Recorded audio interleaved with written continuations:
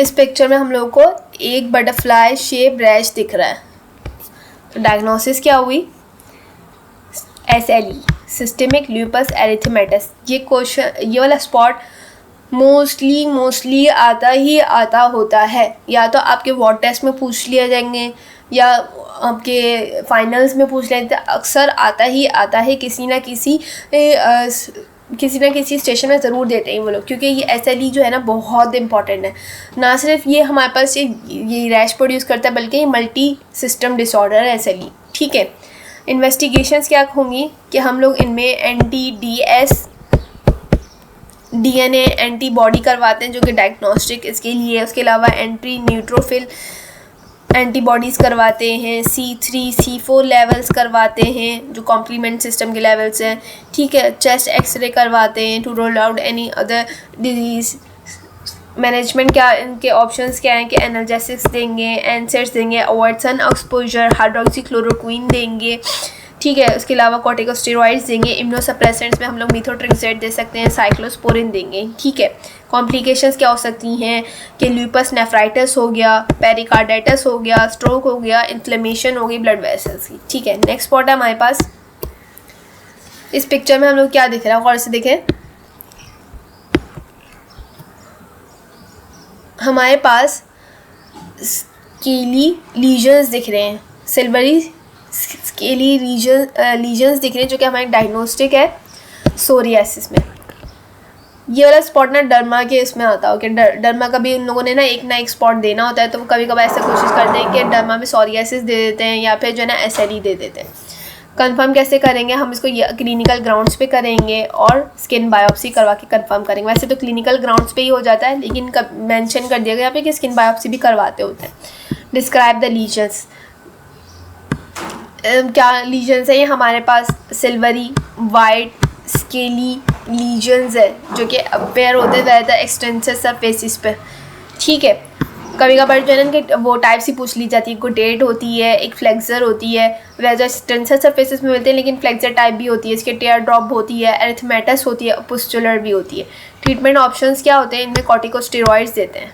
ठीक है, नेक्स्ट है हमारे पास ये पिक्चर, आप देखें हैंड्स की, क्या मसला लग रहा है इसमें।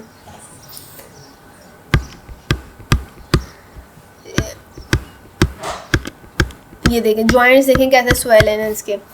What is your diagnosis? ज़्यादातर जो है ना हमारे पास इनमें एक सिनेरियो भी दिया हुआ होता है कि एक सिनेरियो दिया हुआ है कि ओल्ड फीमेल होती है जो कि OPD में आई होती है with complaint of pain in the joints and the morning stiffness.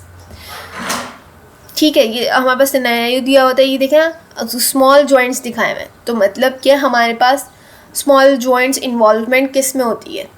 Rheumatoid arthritis में। वैसे इन्होंने मेंशन नहीं किया होता कि मॉर्निंग स्टिफनेस 1 आवर है या इससे कम है, तो लेकिन पिक्चर को भी आपने गौर से देखना होता है कि पिक्चर में हमारे पास किस तरीके की पिक्चर दी हुई है। बड़े जॉइंट की पिक्चर दी हुई है, स्मॉल जॉइंट्स की पिक्चर दी हुई है, तो ये पिक्चर देख के भी अंदाजा होता है। ये हमारे पास डायग्नोसिस है इसमें रिमोटॉइड आर्थराइटिस की। इन्वेस्टिगेशन क्या करवाएंगे? ESR के लेवल कराएंगे, CRP करवाएंगे, अल्ट्रासाउंड करवाएंगे, इन जॉइंट्स के MRI करवाएंगे, और सबसे इम्पॉर्टेंट क्या है हमारे पास? रिमोटॉइड फैक्टर होगा। उसके अलावा एंटी सिट्रोलिनेटेड पेप्टाइड एंटीबॉडीज़ करवाते हैं। मैनेज कैसे करना है इन पेशेंट्स को? स्टेरॉइड्स देते हैं और DMARDs, disease modifying rheumatoid drugs, anti rheumatic drugs, ऐसे ही। इसमें हम लोग मेथोट्रेक्सेट वगैरह दे रहे होते हैं। इसके अलावा मेथोट्रेक्सेट के अलावा भी और होती है, जैसे हाइड्रोक्सीक्लोरोक्वीन हो गई, गोल्ड हो गया, पेनिसिलिन, लमाइन हो गई, ये सब भी देते हैं। लेकिन इंपॉर्टेंट जो है ना सबसे अच्छी मेथोट्रेक्सेट है। Methotrexate 5 to 25 mg per week देते हैं।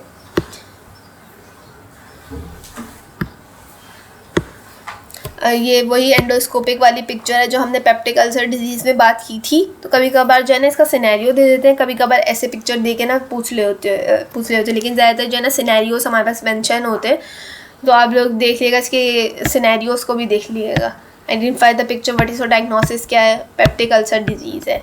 कॉजेज़ क्या हो सकते हैं? सबसे इंपॉर्टेंट H. pylori हो गया, NSAIDs हो गई, उसके अलावा ड्रग इंड्यूस्ड भी होता है। सही है, इनके जो है ना जो सिनेरियोस मेंशन होते हैं, कभी कभार इसमें ये भी मेंशन होता है कि पेशेंट जो है ना NSAIDs ले रहा है, किसी और मतलब आर्थराइटिस के लिए NSAIDs ले रहा है, तो कभी कभी ना ऐसे भी मेंशन होता है।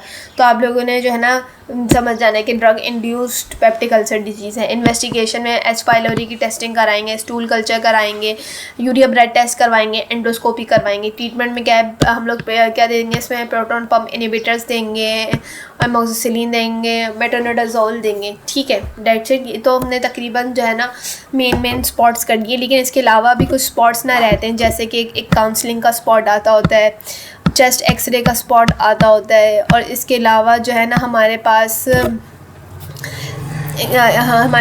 कौन से स्पॉट्स आते हैं, हाँ, एक ECG का स्पॉट आता होता है, एक जो है ना हमारे पास स्पॉट आता होता है, इमरजेंसी का स्पॉट आता होता है। और इसमें इन वाली जो हमारे पिक्चर वाले स्पॉट्स होते हैं ना, ज़्यादातर इन्हीं में से आ रहे होते हैं, और एक इंस्ट्रूमेंट का स्पॉट्स आता तो है। तो तकरीबन जो है ना 15 to 20 स्पॉट्स आते होते हैं। मैं कोशिश करूँगी कि एक ना डिटेल वीडियो बनाऊँ इस पर भी, कि किस तरीके का पैटर्न होता है और किस तरह के ना स्पॉट्स आते होते हैं। ये जो हमने स्पॉट्स की बात की ना, ये जनरल था कि मतलब इनमें से भी जो है ना स्पॉट्स आते होते, लेकिन इनमें से ना कम स्पॉट्स आते थे। लेकिन अगर ये मेन चीज़ें वैसे भी आपने थ्योरी में पढ़ा है, तो आप एक नज़र इसको देख लें, अच्छी बात है। अब नेक्स्ट वीडियो में हम लोग ना इंस्ट्रूमेंट्स के स्पॉट्स की बात करेंगे, ECG की और चेस्ट एक्सरे की, और हम लोग एक एमरजेंसी सिचुएशंस के स्पॉट्स की भी ना देख लेंगे। ठीक है, डेट्स इट।